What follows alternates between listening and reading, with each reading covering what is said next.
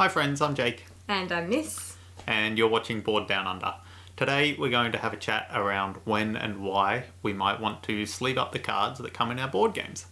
Now before we kick off, there's a couple of small things to note. This video is not going to be discussing any specific card sleeve brands, and we're also not really going to be discussing how to keep your collectible cards in mint condition.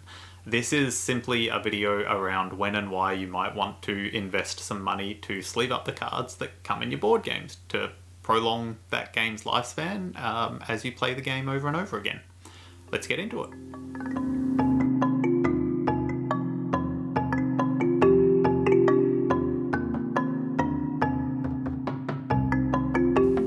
So let's start with what happens when you don't sleeve.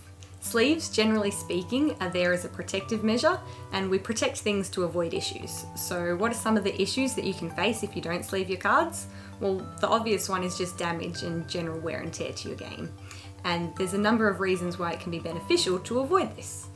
Reason number one is that it can be costly to replace any damaged cards, so it might mean having to buy a whole new set of the game just to get the cards you need, or if you had any exclusive content or promotional cards, then those can be really expensive to replace as well. Reason number two is that damaged card backs mean marked cards. So once you know that a card has a certain mark or scratch on it, you're always going to know what that card is. And this is a problem in any game with hidden information because it can just ruin the game for everyone.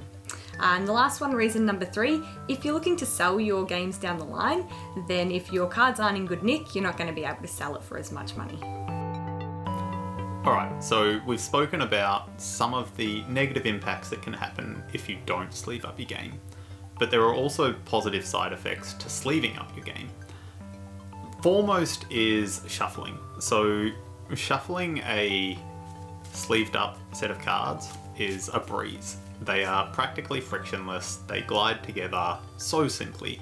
You are guaranteed to get a perfect shuffle 60% of the time, every time. There's also the tactile feel. So holding a set of cards in your hand that have been sleeved up, they feel sturdy.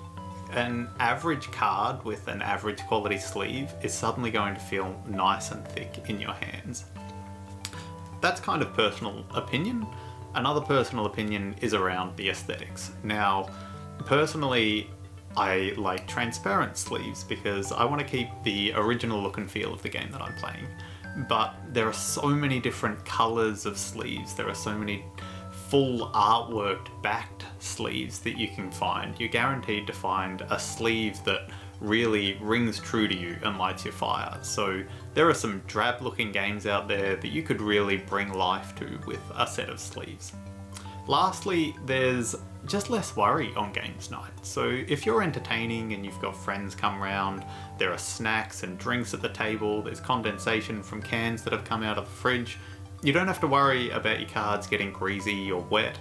The sleeves are going to take that. And sure, your sleeves might eventually get sticky and you might need to replace those sleeves, but replacing a set of sleeves is much more affordable than having to replace an entire game.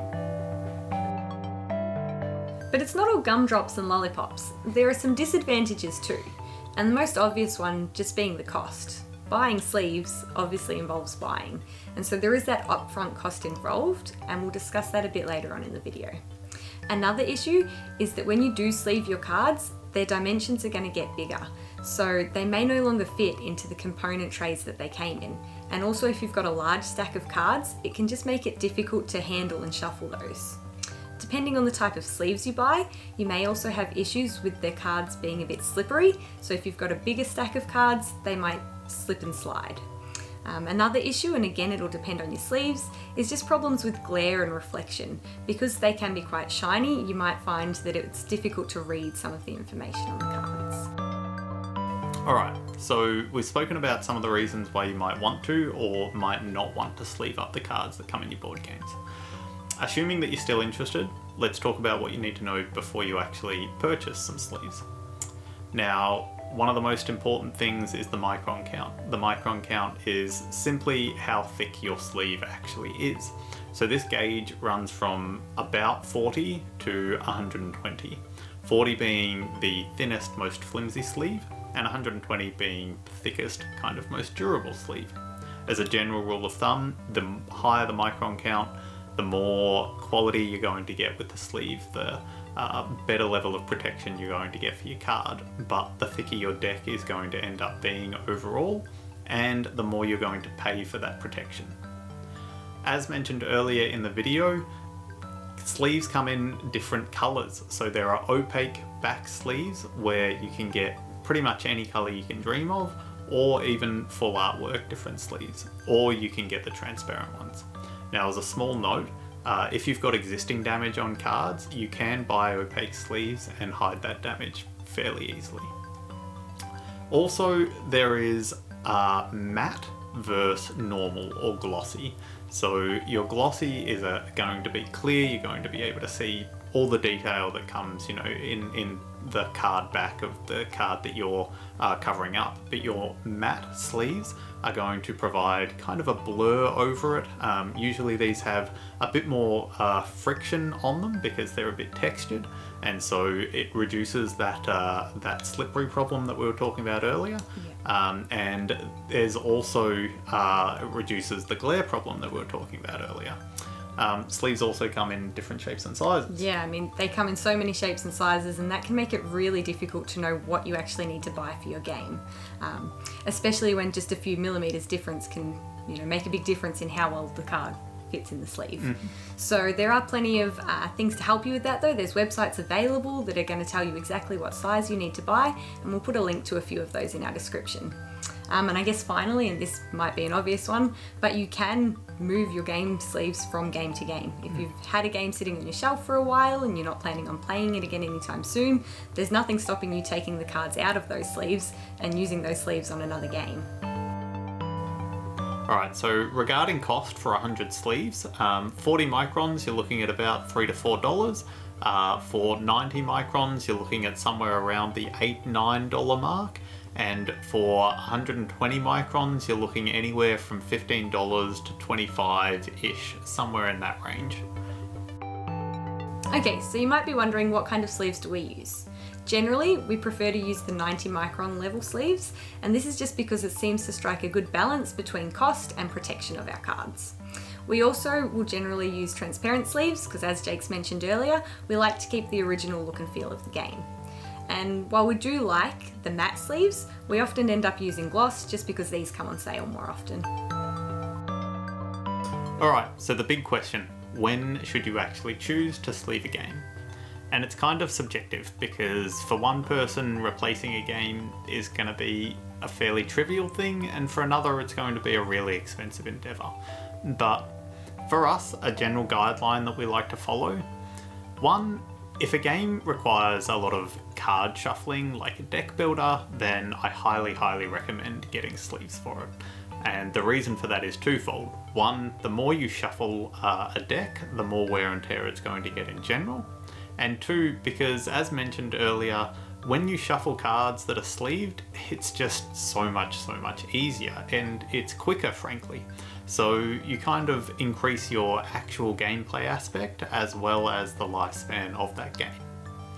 Number two, if your game has any sort of hidden information or relies on hidden information quite strongly from, in card form, then marked cards are going to be kind of a real problem.